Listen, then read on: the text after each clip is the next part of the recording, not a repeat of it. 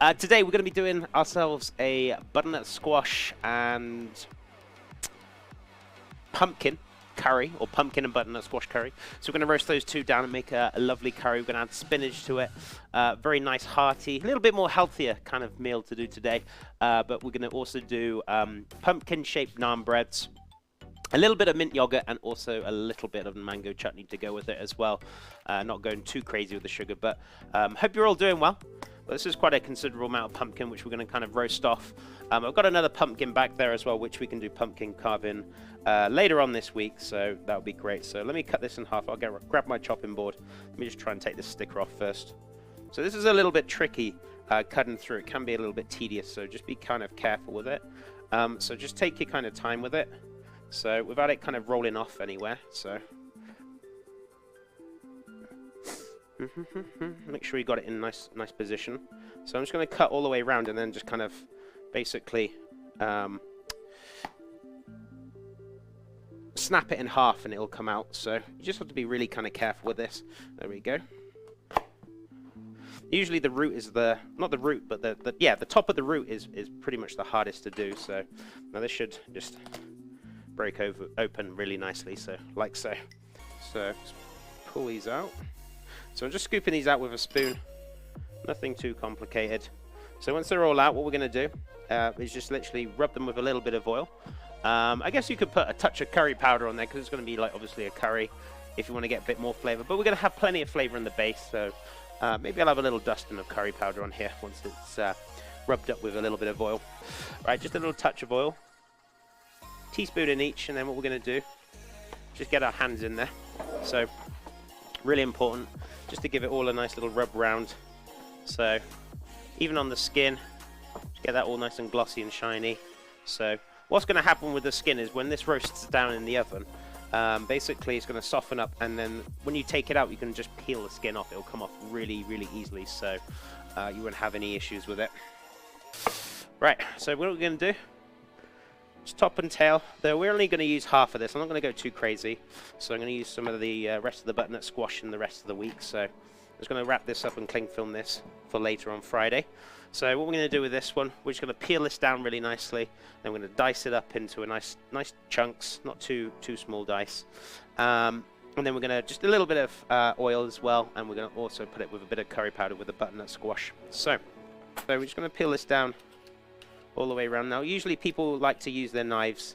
I find using the knives to take the skin off, number one, wasteful, and second of all, you kind of go skew-if and you're more than likely to have an accident. So honestly the safest and the best way in my opinion is just giving it a peel with the peeler. So there we go. Right, so what I'm going to do is cut this down very nicely into nice little cubes. Be very careful. Take your time as well. Don't rush. If you rush, you're more than likely going to cut yourself. You're going to have an accident. So just make sure you take your time. You know, whatever you feel comfortable with. You don't have to go as fast as I do. You know, go at your own safe speed. Right, so we're going to pop this into the oven. It's going to take roughly about 30 to 40 minutes. So I'm going to put a 30-minute timer on my phone so I don't forget. Oh. How about Instagram video, chef? That's a good idea. Let's do it. Beautiful. Okay, we've got everything we need. So what we're going to do, let's get rid of my waste bowl over there. Just leave that there for a sec. So what we're going to do is top and tail our onion. And then what we're going to do, just cut straight down the middle. And we're just going to take the cheeky skin off as usual. And then we're going to dice it up very nicely. Pretty much slice it down horizontally, but not all the way through. So can you see I'm just not cutting all the way through the root? I'm cutting in and I'm stopping and I'm pulling out again. So it's holding the onion together very nicely. Now obviously the more layers you get out of this, the more finer dice you're going to get out of it as well. So, and then we're going to go vertically, sorry, cutting almost all the way through, but not quite. So it still holds together very nicely as I said before. And then what we're going to do once we've done that is just basically cut it sideways, and then we're going to get a really nice dice. So you're not there for like hours on end, dicing away, trying to get a nice little perfect dice for your curry. This comes out really nicely, and it saves you a lot of time. So there you go. There you go. Half an onion, diced up, good to go. Grate down the garlic.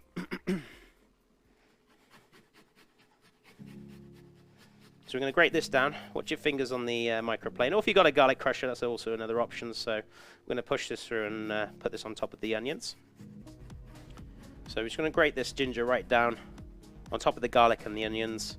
And then what we're going to do, we're going to start cooking the base down for this, ready to go. Now, with the ginger as well, sometimes it gets really kind of like sinewy, like kind of like tough. So I kind of don't really want that going into my curry. So I'm just going to take that and pull that aside. Can you see it there? It's like really kind of like strandy and it's not very nice. You wouldn't want to chew on that. So make sure you kind of like pull that out. It's usually the stuff that you can't get through the grater. So just set that aside. Sometimes they can be really sinewy like this. They're fine to use. Still beautiful flavor. It's just you don't want that texture going in there. So just pull it out. Otherwise, you're going to be chewing on it later when you're eating your curry, and it's just not pleasant. So we want about a tablespoon of vegetable oil, canola oil, straight in there. It's on a medium heat. Once this is nice and hot, what we want to do, we're going to start adding the onions, the garlic, the ginger, and we're going to start sauteing that down for about 5 minutes until they're soft. So while I wait for that to heat up, what I'm going to do, I'm going to start slicing up. I think I've got some tomatoes in here I want to use, so just cut this down very nicely into slices, and then we're going to pretty much just dice it up very nicely as well. So just cutting it down, and then, oh, we lost our seeds. And then what we want to do is just pretty much into a nice little dice, watching your fingers, using your middle finger for a little bit of guidance. There you go. So we got a nice dice, seeds and all. Fantastic. So let's do the rest of it now. This is coming up to a nice little heat now. We're going to start adding the onions, the garlic. So I'm going to flip this across. I'm going to start adding the onions without spilling it all over your stove like I did, usually. Oh, there we go. It's a tradition. So straight in. You don't want to go too fierce. You just want it like sizzling nice and gently on a medium heat. You don't want to be going too crazy. So we're cooking that down very nicely. So what we're going to do, give that a nice little soften up. Cooking down very gently. Looking absolutely fantastic. So we'll leave that on there. After about 2 minutes, then we're going to start adding the tomatoes. Once it's turned translucent, it's good to go. So let's get our spices together. So about 4 tablespoons of curry powder. Also, bearing in mind as well, when you buy your curry powder, make sure it's mild. If it's hot, and then you add more cayenne pepper, just bear that in mind. If you buy hot curry powder, maybe leave the cayenne out. Or if you like it super hot, there you go. That's another way to kind of heat it up a little bit more. So about a teaspoon of ground mustard. There we go. You also want a half a teaspoon of ground clove. There we go. It's fine. Don't go too crazy with that one. That's quite strong. 2 teaspoons of paprika. There we go. Ground coriander, 1 teaspoon. Oh. Half a teaspoon of cardamom. Go easy on the cardamom. Cardamom is a very kind of strong spice, so you don't want to overdo this. So half a teaspoon, quarter of a teaspoon would be fine. Ground cumin, teaspoon. There we go. Magic. Ground turmeric. Actually, ground turmeric is actually very good for you. Very good for the joints, anti-inflammatory. So there's already some in the curry powder itself. So we're going to add a little bit more, so about half a teaspoon. There we go. And be careful with this stuff as well. It'll get your fingers very yellow, so it does stain. And then about I feel like half a teaspoon will be a good heat to it. If I want to add more later on, that's fine. So half a teaspoon of the curry powder. Right, so there's our spice done. It's good to go. So just done our spice, ready to go. So we're going to add that very shortly after we've added the tomatoes. Actually, we're going to add the spice now, then the tomatoes. So fantastic. Pretty much add the tomatoes. Let's get all that beautiful juice in there as well. So those are going straight in. Fantastic. Make sure all that juice goes in there as well. All that beautiful flavor. The curry powder and the spices that we added to this. So that's going in there now. Good to go. So we're going to give that a nice little mix up. So we cook out those spices, the tomatoes. Absolutely fantastic. So that is there. So we're going to leave that in there about a minute. Just let it kind of cook down, let it do its thing, and then we should be good to go. Right, half a lemon into the curry.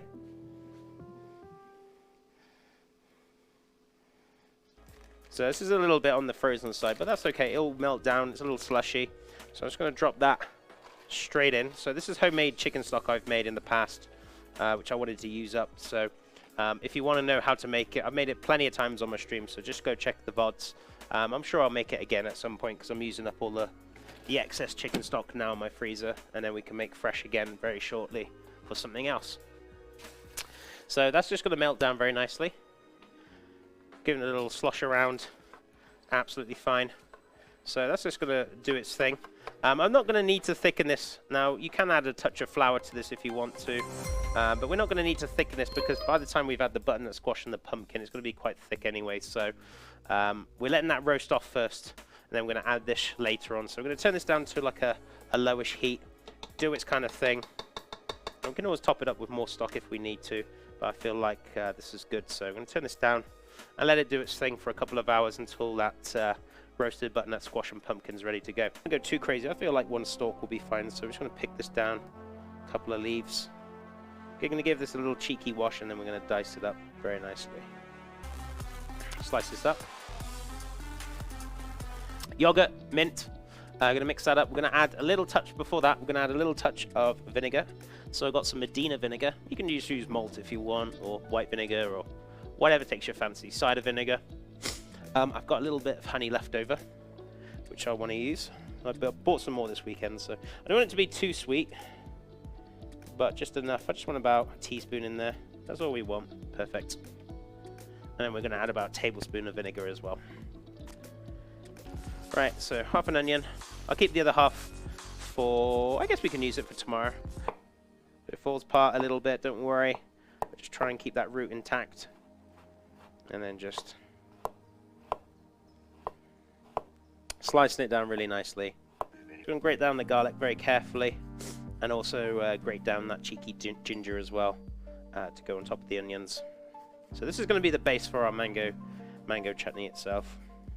So medium-sized pan, that's cooking down really nicely. We haven't added the spinach, we haven't added the butternut squash and the pumpkin. That's still in the oven, the pumpkin and the butternut squash. It's actually looking pretty damn good. It's ready. So we're going to add a tablespoon of canola oil or vegetable oil. Once it's nice and hot, then we're going to start adding the onions, the garlic, the ginger, just softening them up, cooking them down for about a couple of minutes, not too long.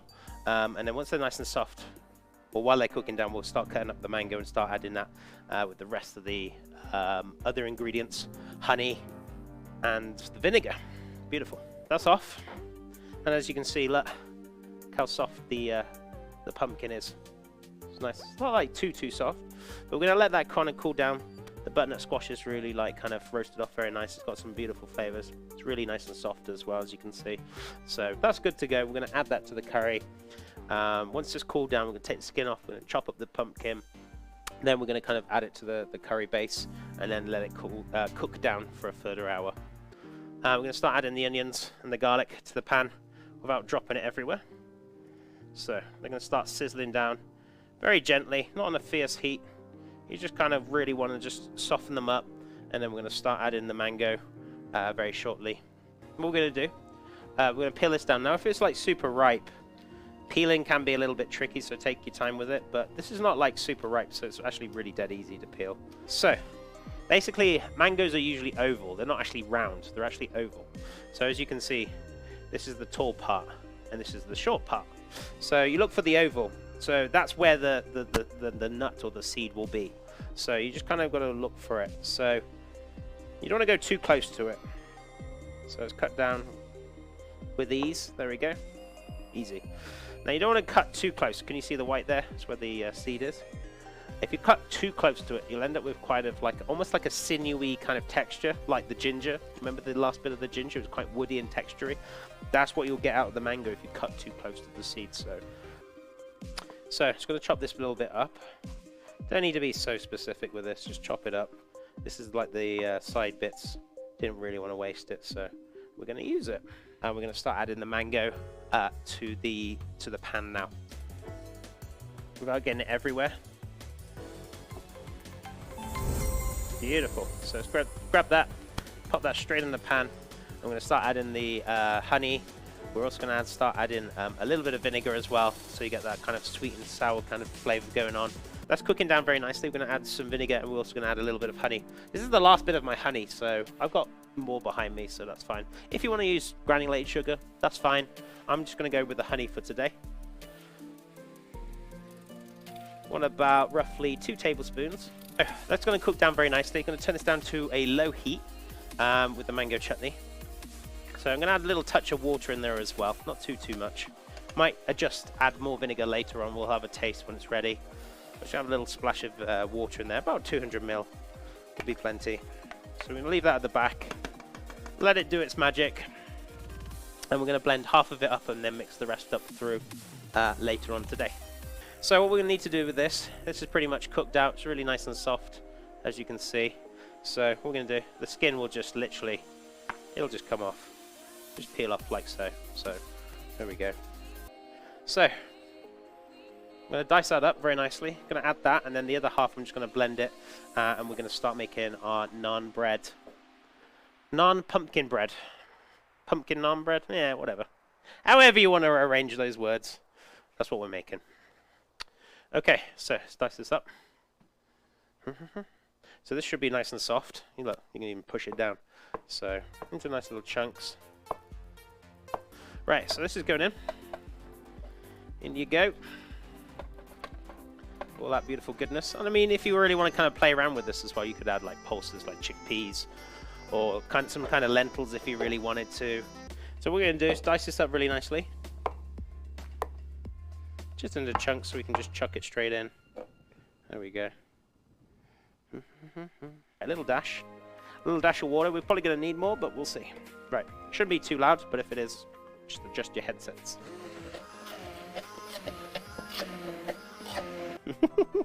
250 grams of bread flour. We also need a pinch of salt.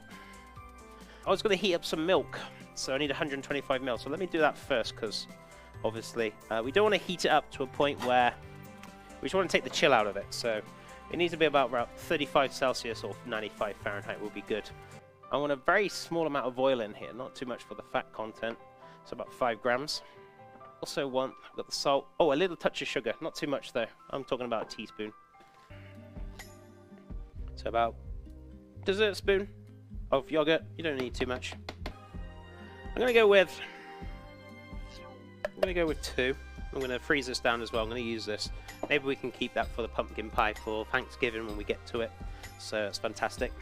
Pop 2 teaspoons of yeast in there. And here comes number 2. Perfect. So we're going to mix that up. Really important to mix that up so the yeast dissolves into the milk, and then we'll pour that mixture straight into the floury mix that we've weighed out there. So let's give this a nice little mix. We're going to need it. Need it for later. And we're going to need to knead the dough, if that makes sense. So yeah, it's a little bit on the sticky side, that's okay. So we're going to knead this for about 5 minutes. I'm going to add a little touch more colour if it hasn't like just distributed properly. That's fine, we'll add a little touch more. I'm not going too crazy with it. Let's roll that up. Pop that in there. Good to go. We're going to put a little bit of flour just in case it proves a little bit too much. I really don't think it will, but just in case. And then we're going to put some cling film all the way around it. And I'll pop it in my proofing room. That excess water off. Yeah, we're about there now. Okay, so let's turn that off. Let's flick that across.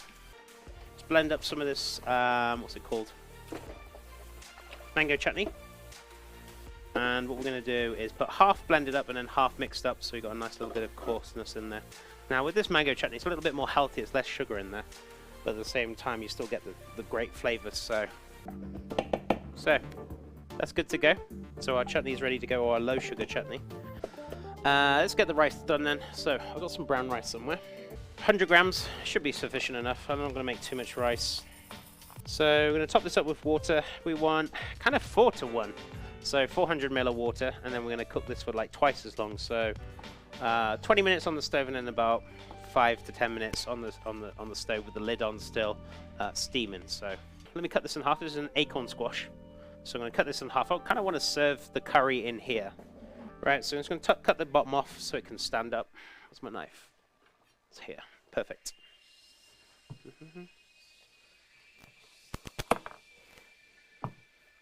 Cool. Nice. Would have been nice if I used this earlier on to roast off, but that's okay. It's not the end of the world. I just only thought about it now. It's just the seeds we need to take out.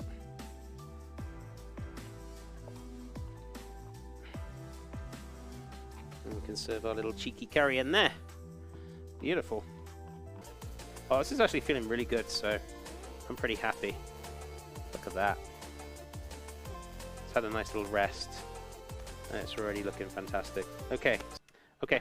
So let's cut these into 4. Let's have a little cheeky roll. I'm not really worried about it. So it's more kind of to do with flavor if you want to leave it for a little bit longer. Kind of thing. So that kind of looks like a pumpkin, right? Okay. Whether this will work or not is another question. So we'll see.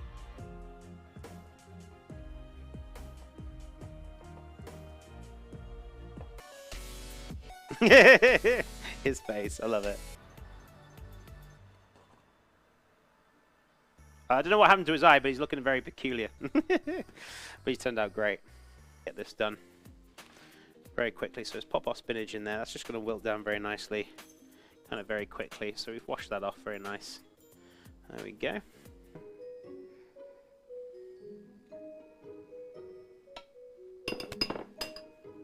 So here's our mint yogurt. Talking about teaching, like cooking classes and things. If you guys and gals are actually interested in personal cooking classes, I'm actually giving them, which I haven't mentioned for a while now. I can do it on my weekend. It won't be on stream either. It'll be a one-to-one. No distractions. So if there's something you really want to learn, feel free to PM me and we can do it. I've already given my first cooking lesson. Somebody in chat who was here earlier on. Who really enjoyed it. So if you're interested in that, if you want to learn something, whether it's bakery, whether it's menu planning, flavor pairing, flavor tasting, you know, I could stand here and name lots of things. So, you know, rather than paying hundreds and hundreds of dollars for like a professional cooking course, which you'll probably know 3/4 of it anyway, why don't you tell me what you want to learn? I can teach you a lot more for a lot more cheaper price as well. Right. So, there we go. I feel like it's not quite the sufficient platform for what I want to do. So, I mean, I'm still doing it. I'm still enjoying it, you know. I'm still getting by, you know. That's why I came out of it. Right, so we're going to serve the curry in our cheeky curry pot right there. Though I'd like a few little... I don't want it just to all look like mush. So, yeah, let's have a little bit of... Oh, I dropped a little bit, chef. You messy bugger. So that beautiful curry, a bit of spinach in there, looking fantastic. Like a right tiddly mess of it. Now obviously you'd be saying, chef, I'd have way more rice than that. I mean, yeah, if you're plating up in a bowl, it'd be a different ball game. But this is just for my plating purposes. Patience is also another thing I need to kind of learn as well. Sometimes you just can't have everything all at once. You just need to be patient, right? Which I feel like I'm getting there. So yeah, so have a little bit more curry on there as well. So it's kind of like overflowing a bit. So we've got the spinach. Bit of the butternut squash in there as well. Yeah. And then obviously my pumpkin naan. Look at that. Magic. Oh, I love these faces. They're great. There you go, amigos. There's our beautiful dish. So our pumpkin butternut squash and pumpkin naan bread turned out absolutely lovely. So very, very happy. Let's have a little taste now. So guys, have a great rest of your Monday. I was going to say Wednesday. It's not Wednesday yet. Have a great rest of your Monday. Thank you so much for tuning in. Hope you had a great day. Hope you enjoyed the dish as well. I'll be back tomorrow for the hot dog witch's fingers for another spooky dish before Thursday. Guys, have a great day. Thank you so much for the love and support. I appreciate it. Much loves. Bye for now, guys and gals.